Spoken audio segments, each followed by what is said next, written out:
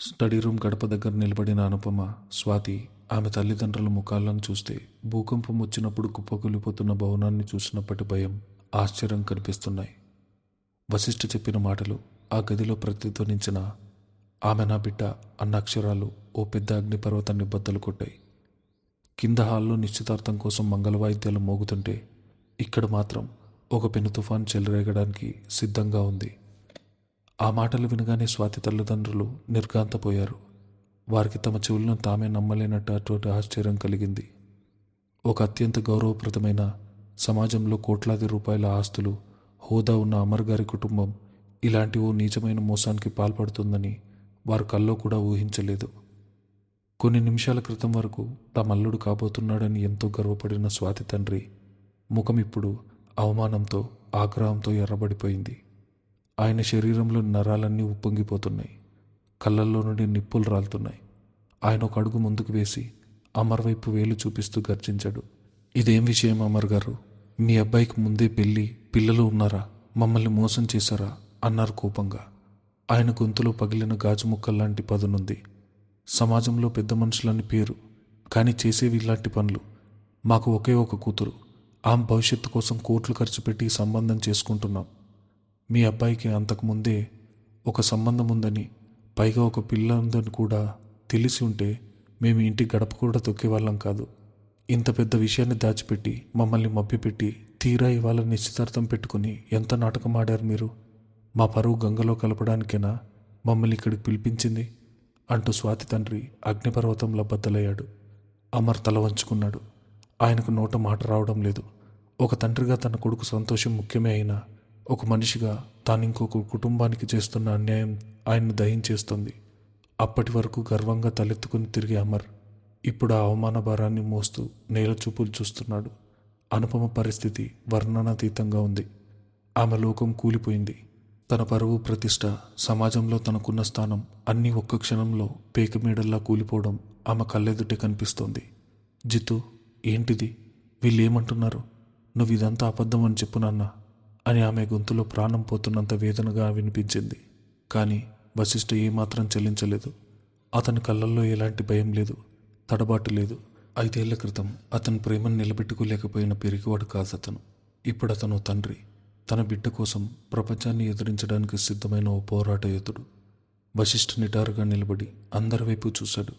అతని ముఖంలో గంభీరత, మాటల్లో స్థిరత్వం స్పష్టంగా కనిపిస్తున్నాయి. అప్పటి వరకు మౌనంగా ఉన్న వశిష్ఠ ఇప్పుడు స్పష్టమైన నిర్ణయంతో మాట్లాడడం మొదలుపెట్టాడు. క్షమించండి, నేను మిమ్మల్ని మోసం చేయాలని ఏనాడో అనుకోలేదు. ఇన్నాళ్ళు ఈ నిజం నాకే తెలీదు. నాకు తెలియకుండానే జరిగింది. కానీ ఇప్పుడు నాకు తెలిసింది. నా కూతురు, ఆమె తల్లి, నా జీవితం అని గట్టిగా చెప్పాడు వశిష్ఠ. అతని మాటలు ఆ గదిలో పిడుగులా పడ్డాయి. అవును, 5 ఏళ్ల క్రితం నేను ఆ అమ్మాయిని ప్రాణంగా ప్రేమించాను.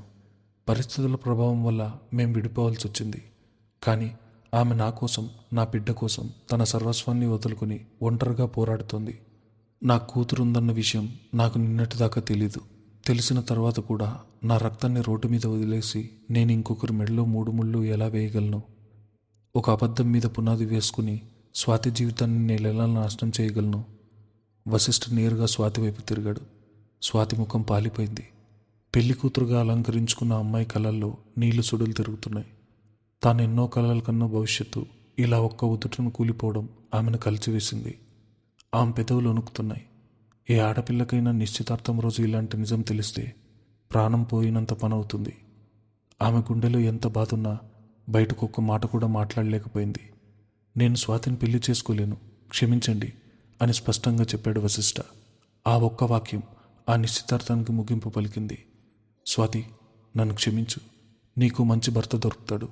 కానీ నా గుండెలో అరుంధతికి తప్ప ఇంకొకరికి స్థానం లేదు. నా బిడ్డకు తండ్రిగా నా బాధ్యతను నేను నెరవేర్చాలి.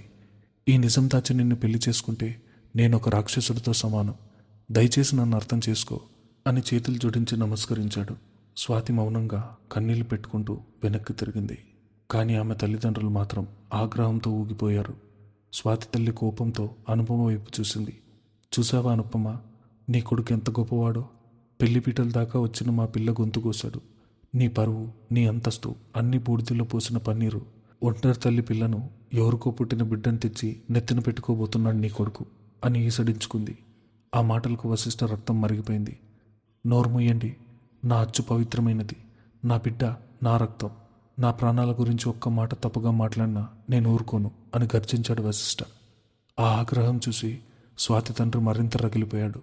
ఈ అవమానం ఆయన జీర్ణించుకోలేకపోతున్నాడు. సమాజంలో తనకున్న పరపతితో వీళ్ళని నాశనం చేయాలని ఆయన కంకణం కట్టుకున్నాడు. మా మర్యాద తీశారు మీరు, దీనికి తగిన మూల్యం చెల్లించాల్సిందే అని బెదిరిస్తూ వెళ్ళిపోయాడు. వాళ్ళు గదిలోంచి బయటకు వెళ్ళిపోగానే ఆ ఇంట్లో ఒక శ్మశాన నిశ్శబ్దం అలుముకుంది. బంధువుల కోలాహలం అంతా ఆగిపోయింది. అందరూ గుసగుసలాడుకుంటూ ఆ ఇంటి నుండి ఒక్కొక్కరుగా వెళ్ళిపోసాగారు. అలంకరించిన పూలదండలు వెక్కిరిస్తున్నట్టుగా వేలాడుతున్నాయి. నిశ్చితార్థ మంటపం ఇప్పుడు ఓ శూన్యపు వేదికగా మారింది. అనుపమ కుప్పగులిపోయింది.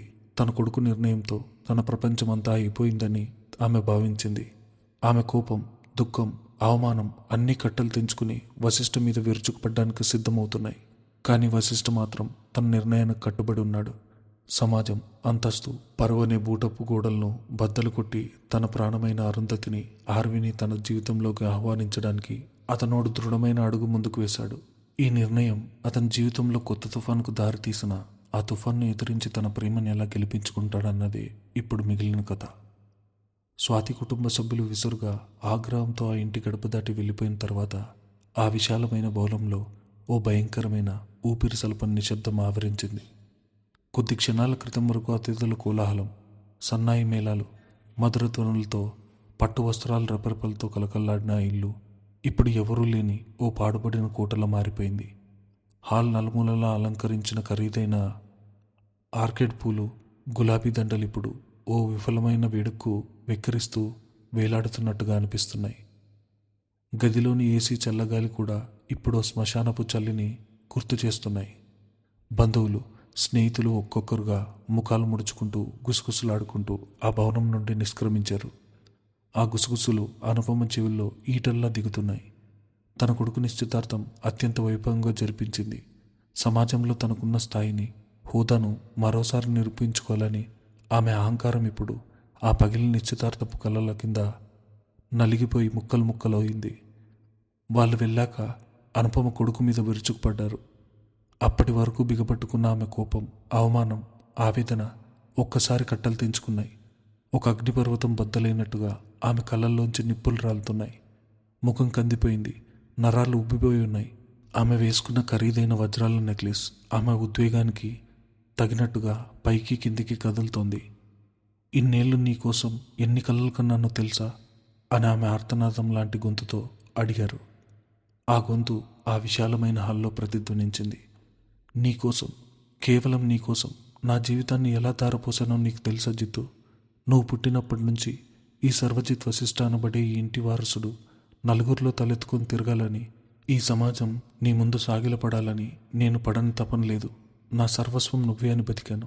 నువ్వు విదేశాల నుండి వస్తుంటే నా కొడుకు వస్తున్నాడని ఈ ఊరంతా చాటింపు వేయించినంత సంబరపడ్డాను. ఎన్నో రాజవంశాల్లాంటి కుటుంబాలు తమ పిల్లలను ఇస్తామని క్యూ కడితే అందరినీ కాదని, ఆ స్వాతి అయితే మన అంతస్తుకు, మన పరువుకు తగ్గ సంబంధమని నేనే స్వయంగా వెళ్ళి మాట్లాడుకొని వచ్చాను. కానీ నువ్వేం చేశావు? ఒక్క క్షణంలో, ఒక్కటంటే ఒక్క క్షణంలో నా కలలన్నింటినీ కాలి కింద వేసి నలిపేశావు. ఆమె ఏడుస్తూ, ఆక్రోశిస్తూ తన గుండెను బాదుకోసాగింది. ఒక తల్లిగా ఆమె ఆవేదన అందులో దాగున్నప్పటికీ దానికంటే ఎక్కువగా సమాజంలో తన స్థానం ఏమైపోతుందో అన్న అభద్రతా భావమే ఆమెను ఆవహించింది. అమర్ తల్లి ముందుకెళ్ళి భార్యను సముదాయించే ప్రయత్నం చేశారు. కానీ ఆమె ఆయన్ను విసురుగా తోసేశారు. ఆగండి మీరు. అదంతా విని మీరు మౌనంగా ఎలా ఉన్నారు?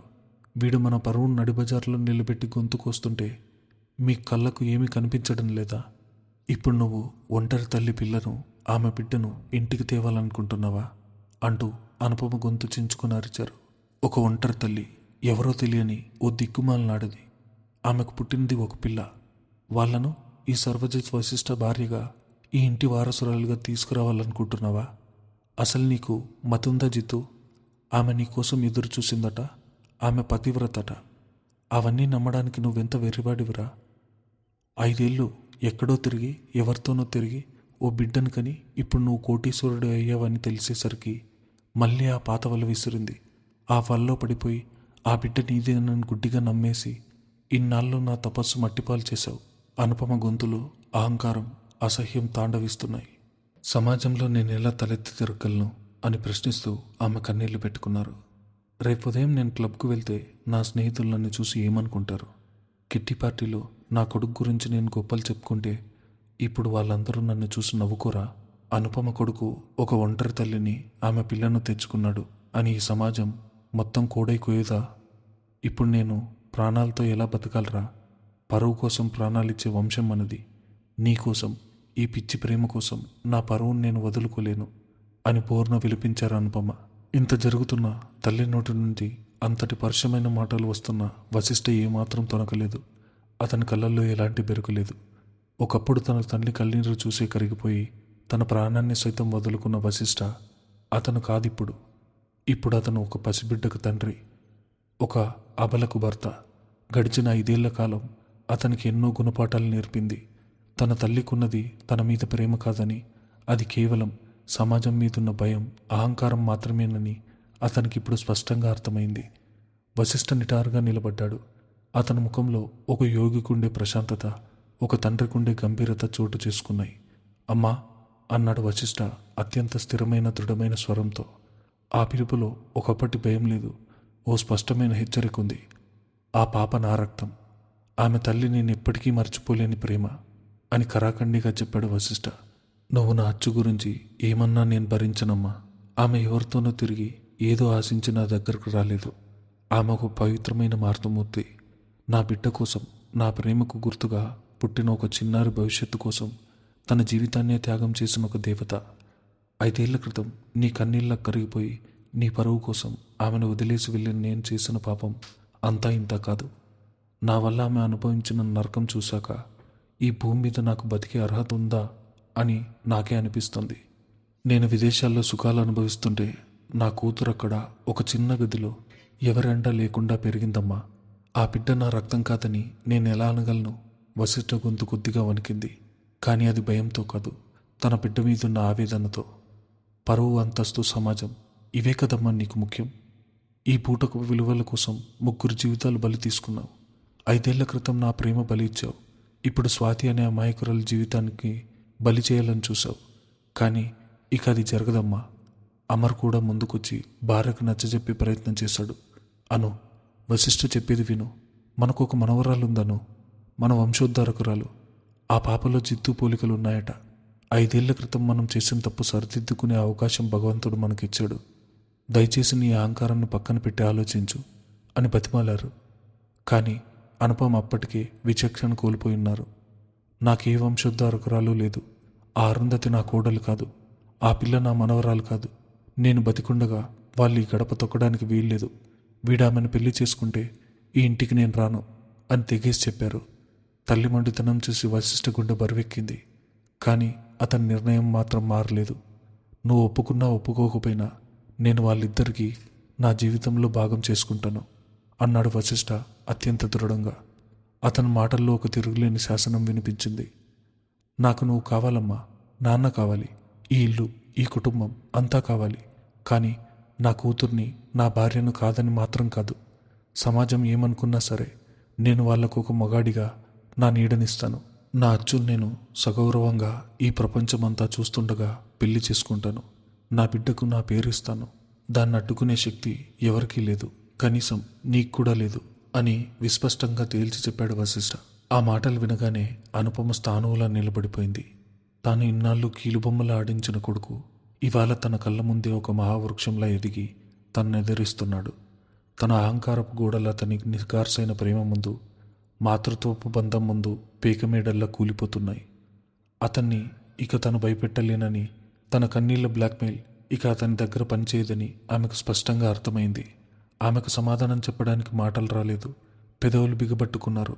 గుండెల్లో రగులుతున్న అగ్నిపర్వతం ఇంకా చల్లారలేదు. కానీ ఆ క్షణంలో అక్కడి నుండి పోరాటం అనవసరం అనిపించింది. అనుపమ మౌనంగా లోపలికి వెళ్ళిపోయింది. కానీ ఆమె కళ్ళల్లో కోపం ఇంకా చల్లారలేదు. ఆమె గదిలోకి వెళ్ళిపోయి గట్టిగా తలుపు వేసుకుంది. ఆ తలుపులు వేసిన శబ్దం ఆ భవనంలో ప్రతిధ్వనించింది. ఆ మూసిన తలుపుల వెనుక అనుపమ అహంకారం ఒక గాయపడిన పులిలా రొప్పుతోంది. వశిష్ఠ అన్న మాటలు ఆమె చెవుల్లో మారుమోగుతున్నాయి. ఆ ఒంటరి తల్లిని, ఆ పిల్లని, వాళ్ళిద్దరినీ ఇంట్లోకి అడుగుపెట్టనిస్తే తన పరువు ఏమైపోవాలి? ఎలాగైనా సరే ఈ పెళ్లిని అడ్డుకోవాలి. తన కొడుకుని ఆ మాయలాడి చేతుల్లోంచి వెళ్లకుండా కాపాడుకోవాలని ఆమె మనసులో కొత్త పథకం రూపుదిద్దుకుంటున్నాయి. హాల్లో వశిష్ఠ అమరిద్దరూ మౌనంగా నిలబడిపోయారు. అప్పటిదాకా చెలరేగిన పెను తుఫాను తాత్కాలికంగా ఆగినట్టుగా అనిపించినా అది ఒక భయంకరమైన యుద్ధానికి నాంది మాత్రమేనని ఇద్దరికీ తెలుసు. వశిష్ఠ తన మొబైల్ ఫోన్ తీసుకున్నాడు. తన అచ్చు గొంతు వినాలని, ఆర్వి ముద్దు మాటలు వినాలని అతని మనసు తహతహలాడుతుంది. తన తల్లిని ఒప్పించడం కష్టమే అయినా తన ప్రేమను మాత్రం గెలిపించుకుంటానన్న ఆత్మవిశ్వాసం అతని అడుగుల్లో కనిపిస్తుంది. ఉదయం 10 గంటల సమయం. ఆకాశంలో మేఘాలు కమ్ముకుని ఎప్పుడైనా వర్షం పడవచ్చున్నట్టుగా వాతావరణం గంభీరంగా ఉంది. ఇంట్లో అనుపమ నిరాహారంగా సోఫాలో కూర్చొని శూన్యంలోకి చూస్తున్నారు. అమర్ కళ్ళల్లో ఆందోళన స్పష్టంగా కనిపిస్తోంది. వశిష్ఠ మాత్రం తన గదిలో కూర్చొని తన అచ్చును, ఆర్వీని ఎలా ఇంటికి తీసుకురావాలన్న ఆలోచనలో ఉన్నాడు. సరిగ్గా అదే సమయంలో ఇంటి ఆవరణలో 3 ఖరీదైన కార్లు వేగంగా వచ్చి ఆగాయి. కార్ల తలుపులు తెరుచుకున్న శబ్దం, గంభీరమైన అడుగుల చప్పుళ్ళు ఆ ఇంటి నిశ్శబ్దాన్ని బద్దలు కొట్టాయి. మరుసటి రోజు స్వాతి తండ్రి కొందరు గూండాలతో కలిసి వశిష్ఠ ఇంటికొచ్చాడు. ఆయన ముఖంలో ఆగ్రహం కట్టలు తెంచుకుంటోంది. నిన్నటి అవమానం ఆయన్ను రాత్రింబవళ్ళు నిద్రపోనివ్వలేదు. తన కూతురు జీవితంతో ఆడుకున్న ఈ సర్వజిత్ కుటుంబం పతనం చూడాలని ఆయన కంకణం కట్టుకున్నాడు. వెంట వచ్చిన గూండాలు భయానకంగా కనిపిస్తున్నారు. వాళ్ళని చూడగానే ఇంట్లోని పరివారులందరూ భయంతో మూలం నక్కిపోయారు. సరిగ్గా అప్పుడే మెట్లు దిగి కిందికి వస్తున్న వశిష్ఠ వాళ్ళని చూశాడు. అమర్ కూడా స్టడీ రూమ్ నుండి బయటకు వచ్చాడు. స్వాతి తండ్రి అమర్ వైపు కోపంగా చూస్తూ, ఏమనుకుంటున్నారు అమర్ గారు? మీ మనసులో కోట్లున్నాయనే అహంకారమా, లేక మాకెవరూ లేరన్న చులకన భావమా? పెళ్లిపీటల మీద దాకా తీసుకొచ్చి మా అమ్మాయి పరువు తీశారు అని గర్జించాడు. ఆయన మాటలకు గది దద్దరిల్లింది.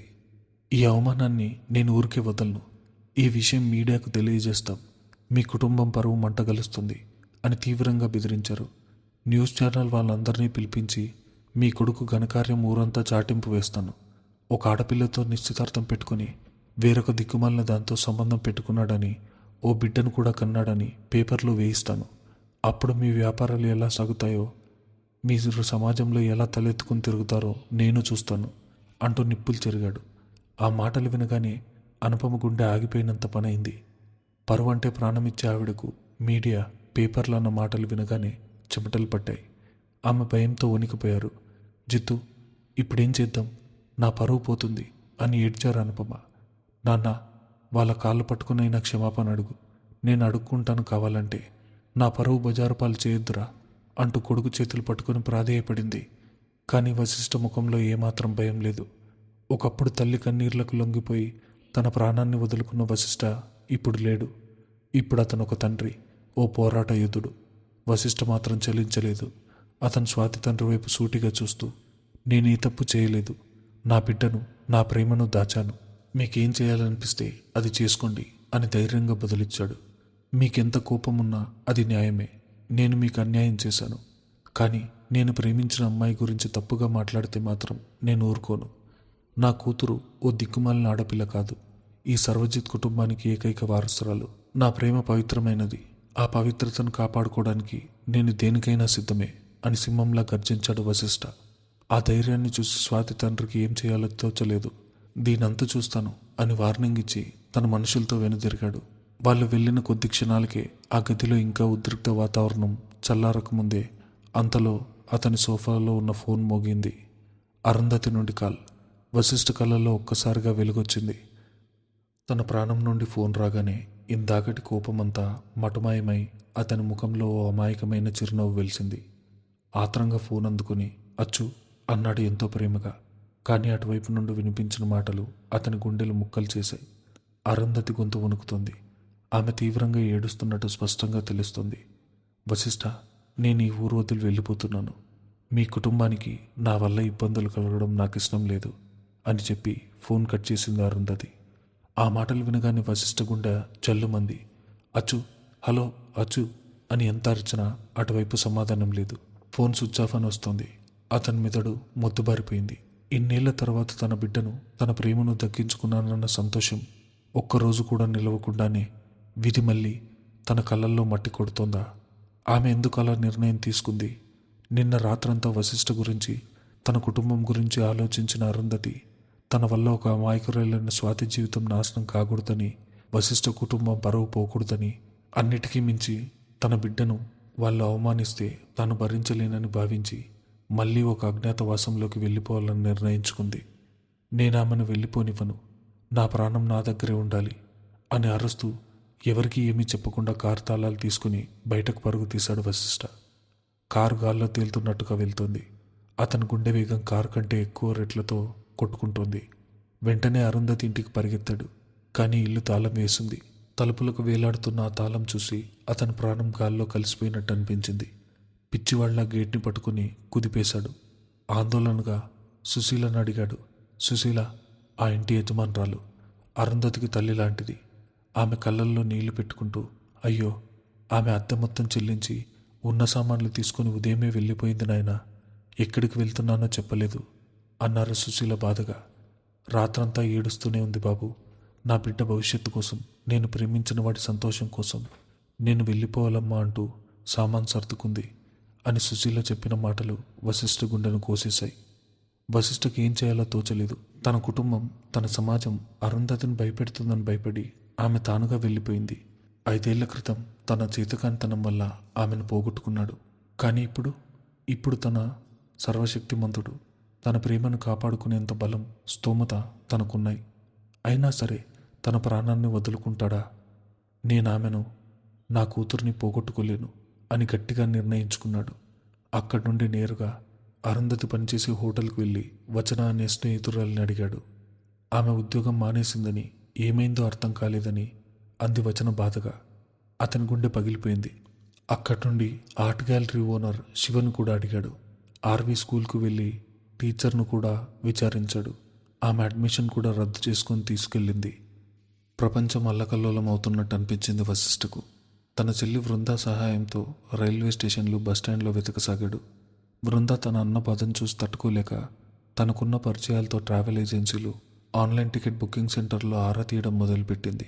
వశిష్ఠ కారు తీసుకుని బెంగళూరు రోడ్ల మీద పిచ్చివాళ్లా తిరుగుతున్నాడు. అచ్చు, ఇలా మౌనంగా వెళ్ళిపోతే నేను నిన్ను వదిలేస్తాను అనుకున్నావా అనుకుంటూ రోజంతా వెతుకుతూనే ఉన్నాడు.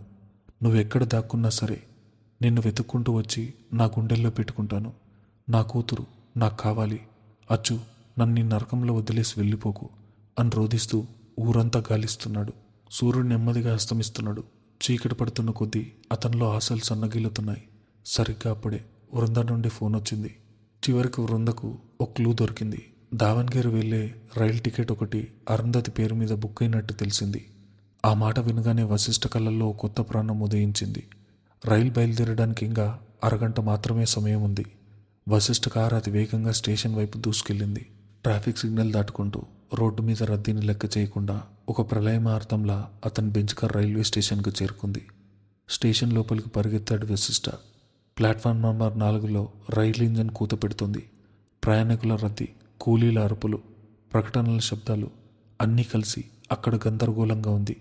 వశిష్ఠ కళ్ళు ప్లాట్ఫామ్ అంతా వెతుకుతున్నాయి. అకస్మాత్తుగా ప్లాట్ఫామ్ మీద అరుంధతి ఆర్వీనెత్తుకుని రైలు ఎక్కడానికి సిద్ధంగా కనిపించింది. ఆమె భుజానికున్న చిన్న బ్యాగ్ ఉంది. ముఖంలో అంతులేని విషాదం. ఆర్వి మాత్రం అమాయకంగా చుట్టూ చూస్తుంది. తన ప్రాణం తన కళ్ళ ముందు మళ్ళీ దూరం అయిపోతుందని వశిష్ఠ గుండె కకావికలమైంది. అచ్చు, ఆగు అని కేకేస్తూ గుంపును తప్పించుకుంటూ పరిగెత్తాడు. అతని అరుపులు, ఆ శబ్దాల మధ్య కూడా అరుంధతి చెవులకు చేరింది. ఆమె ఉలిక్కిపడి వెనక్కి తిరిగింది. వశిష్ఠ పరిగెత్తుకు రావడం చూసి ఆమె గుండె ఆగినంత పనైంది. కానీ ఆమె మెదడులో పరుగులెత్తుతున్న భయాలు, తన వల్ల అతనికి జరగబోయే నష్టం ఆమెను వెనక్కి లాగాయి. ఆమె వేగంగా రైలు ఎక్కేసింది. రైలు కదలడం మొదలైంది. ఇనుప చక్రాలు పట్టాల మీద వేగం పుంజుకుంటున్నాయి. అరుంధతి తలుపు దగ్గర నిలబడింది. రైలు వేగం పుంజుకుంటుంది. ఆమె కళ్ళ నుండి కన్నీరు దారగా కర్రుతుంది. వశిష్ఠ ప్రాణాలకు తెగించి కదులుతున్న రైలు వెంట పరిగెత్తుతున్నాడు. అచ్చు, దిగు, నేను నిన్ను, నా కూతుర్ని వదులుకోలేను అని వశిష్ఠ రైలుతో పాటే పరిగెత్తుతూ చేయి చాచాడు. నా చేతిని పట్టుకోవచ్చు. 5 ఏళ్ల క్రితం నా చేయి వదిలేసి తప్పు చేశాను. ఇప్పుడు నీ చేయి పట్టుకోవడానికి ప్రాణాలైనా ఇస్తాను. నా కోసం దిగొచ్చు, నా ఆర్వి కోసం దిగు అంటూ ప్రాధేయపడుతున్నాడు. రైలు వేగం పెరుగుతోంది. అరుంధతికి ఊపిరాటం లేదు. తన కళ్ళ ముందు తన సర్వస్వమైన వాడు కన్నీళ్లతో చేయి చాచి పరిగెడుతున్నాడు. అతను పడిపోతాడేమో అన్న భయం ఆమెను వణికిస్తుంది. ఆ ఆఖరి క్షణంలో ఆమె గుండెలోని అహంకారం, భయం, త్యాగం అన్నీ ఆ ప్రేమ ముందు మోకరిల్లాయి. ఆఖరి క్షణంలో అరుంధతి తన చేయిని అతని చేతిలో అందించింది. గార్డు సాయంతో ఇద్దరు రైల్లో దిగారు. ఇద్దరు ప్లాట్ఫామ్ మీద కింద పడిపోయారు. రైలు వేగంగా ముందుకు సాగిపోయింది. కానీ వారిద్దరి జీవితాలు మాత్రం అక్కడే, ఆ క్షణంలోనే శాశ్వతంగా స్థిరపడిపోయాయి. వశిష్ఠ వెంటనే లేచి ఆమెను గట్టిగా కావలించుకున్నాడు. నువ్వు నా కోసం, నా కూతురి కోసం ఇక ఎక్కడికి వెళ్ళొద్దచ్చు. నా కుటుంబం ఏమనుకున్నా పర్వాలేదు. నా జీవితం నువ్వే, ఆర్వీఏ అన్నాడు కన్నీళ్లతో. నిన్ను ఈ స్థితిలో చూసి నేను ఎలా బతకగలనచ్చు. నా ప్రాణం నాలో ఉన్నంత వరకు నిన్ను కంటికి రెప్పలా చూసుకుంటాను. ఎవరొచ్చినా నిన్ను నా నుండి దూరం చేయలేరు అంటూ ఆమెను తనలో బంధించేశాడు. అరుంధతికి ఆపుకోలేక అతని గుండెల మీద తలవాల్చి వెక్కి వెక్కి ఏడ్చింది. 5 ఏళ్ల ఎడబాటు, ఒంటరి పోరాటం, సమాజం వేసిన నిందలు అన్నీ ఆ ఒక్క కౌగిలింతలో కరిగిపోయాయి. ఇన్నాళ్ళు ఆమె పడ్డ వేదనంతా ఆ కన్నీటి కౌగిల్లో కరిగిపోయింది. వాళ్ళిద్దరినీ చూసి ఆర్వీకి ఏమీ అర్థం కాలేదు. తన చిన్న బుర్రలో ఎన్నో ప్రశ్నలు. ఆర్వీ ఇద్దరినీ చూస్తూ, అమ్మా, చిత్తు అంకుల్ ఇప్పుడు మనతో ఉంటాడా అని అమాయకంగా అడిగింది. ఆ మాటలకి ఇద్దరు కన్నీళ్ల మధ్య నవ్వుకున్నారు. అవునరా తల్లి, ఈ చిత్తు అంకుల్ ఇక ఎప్పటికీ మనతోనే ఉంటాడు. ఆయన అంకుల్ కాదురా, నీ నాన్న అని అరుంధతి ఆర్వీకి చెబుతుంటే వశిష్ఠ ఆనందానికి అవధులు లేవు. ముగ్గురు ఒకటి ఆ ప్లాట్ఫామ్ మీద ఆనంద బాష్పాలు రాల్చారు. వశిష్ఠ ఆ క్షణమే ఓ దృఢమైన నిర్ణయం తీసుకున్నాడు. తన భార్యను, బిడ్డను ఎక్కడో దాయకూడదు. సగౌరవంగా తన ఇంటికే తీసుకెళ్ళాలి. వశిష్ఠ వాళ్ళిద్దరినీ నేరుగా తన తండ్రి అమర్ దగ్గరకు తీసుకెళ్లాడు. ఇంట్లో అడుగు పెట్టగానే అమర్ వాళ్ళను సాదరంగా ఆహ్వానించాడు. అరుంధతిని చూడగానే ఆమెలోని నిజాయితీ, ఆమె పెంచిన కూతురు క్రమశిక్షణ ఆయన గమనించారు. ఆ చిన్నారి ఆర్వి కళ్ళల్లో తన వంశపు వెలుగును చూసి ఆయన మురిసిపోయారు. అమర్ మద్దతు వశిష్ఠకు కొండంత బలాన్నిచ్చింది. కానీ అనుపమను ఒప్పించడం అంత తేలిక కాదని అతనికి తెలుసు. అనుపమ మాత్రం ససేమీరా ఒప్పుకోలేదు. ఈ పెళ్ళి ఇంట్లో జరగదు. ఆ అమ్మాయి కోడలుగా చేసుకుంటే నేను ఈ ఇల్లు వదిలి వెళ్ళిపోతాను అని భీష్మించు కూర్చున్నారు. వశిష్ఠ కూడా వెనక్కి తగ్గలేదు. అమ్మా, నీ మాటకు విలువిస్తాను, కానీ నా కూతురి భవిష్యత్తు నా ప్రేమ కంటే ఏది ముఖ్యం కాదు అన్నాడు స్థిరంగా. అనుపమ కోపంతో గదిలోకి వెళ్ళిపోయారు. ఆ రాత్రి ఆ ఇంట్లో ఎవరికీ నిద్రలేదు. అందరి మనసుల్లోనూ ఏదో ఒక ఆందోళన. సరిగ్గా అదే సమయంలో అనుపమ గదిలోకి నీళ్లు తాగడానికి వచ్చిన ఆర్వి నిద్రమత్తులో తూలి పడిపోయింది. అనుపమ ఆటోమేటిక్గా ఆమెను పట్టుకున్నారు.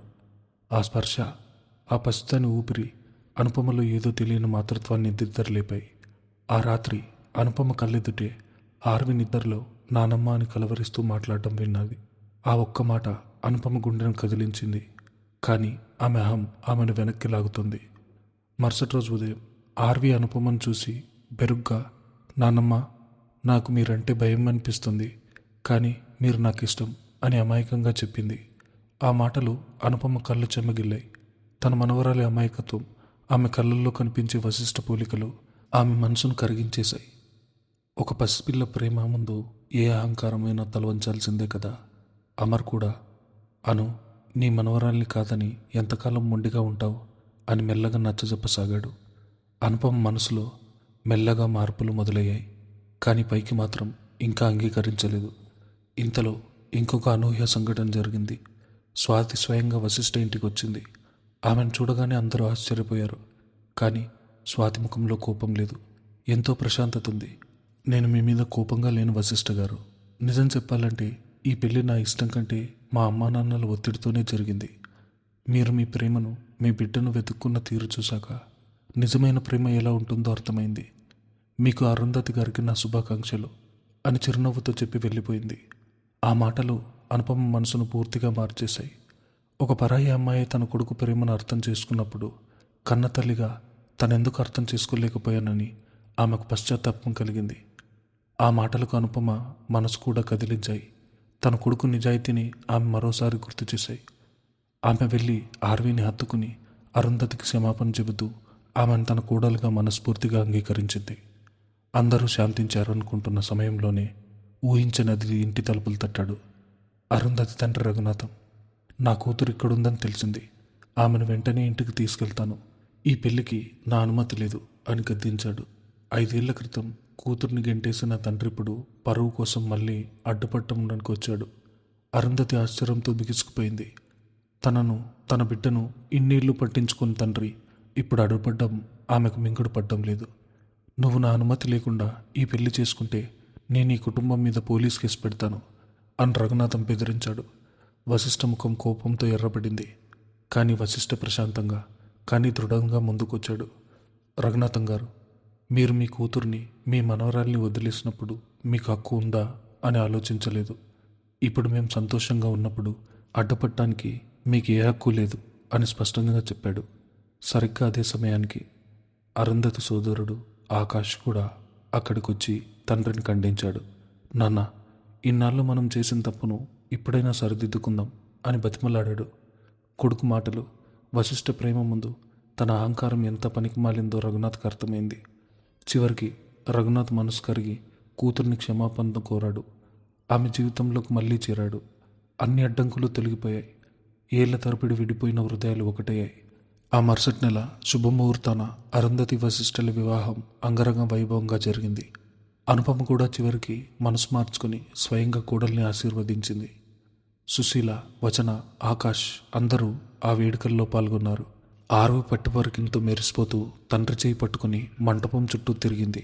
అమ్మా, ఇప్పుడు నాకు అమ్మా నాన్న ఇద్దరూ ఉన్నారు కదా అని సంబరపడింది ఆ పాప. ఆ చిన్నారి నవ్వు ఆ ఇల్లంతా సంతోషాన్ని నింపింది. కొన్నేళ్ల తర్వాత ఆ ఇంటి తోటలో ఆర్వి తండ్రితో కలిసి పూల మొక్కలకు నీళ్లు పోస్తుంటే అరుంధతి తన కొత్త పెయింటింగ్కు చివరి రంగులు అద్దుతుంది. అదే అసంపూర్తిగా వదిలేసిన చిత్రం ఇప్పుడు పరిపూర్ణంగా మారింది. వర్షంలో తడిస్తే ఇద్దరు ప్రేమికుల పక్కనే ఒక చిన్నారి నవ్వుతూ చేరింది ఆ చిత్రంలో. ఇప్పుడు ఈ చిత్రం పరిపూర్ణమైంది వశిష్ఠ అని నవ్వుతూ చెప్పింది అరుంధతి. వశిష్ఠ ఆమెను దగ్గరకు తీసుకున్నాడు. నా జీవితం కూడా నీతో ఆర్వితో పరిపూర్ణమైందచ్చు అన్నాడు. ముగ్గురు కలిసి ఆ ఉదయం వెలుగుల్లో నవ్వుకున్నారు. ఎన్నో సంవత్సరాల ఎడుబాటుకు, తప్పుడు అపార్థాలకు, ఒంటరి పోరాటాలకు ముగింపు పలుకుతూ అసంపూర్తిగా మిగిలిపోయిన ఓ మౌన ప్రేమ కథ ఇప్పుడు సంపూర్ణమైన కావ్య చిత్రం పటంలో నిలిచిపోయింది. ఈ కథ ఇంతటితో సమాప్తం. ఇలాంటి మరిన్ని ఇంట్రెస్టింగ్ స్టోరీస్ కోసం ఈ ఛానల్ని సబ్స్క్రైబ్ చేసుకోండి.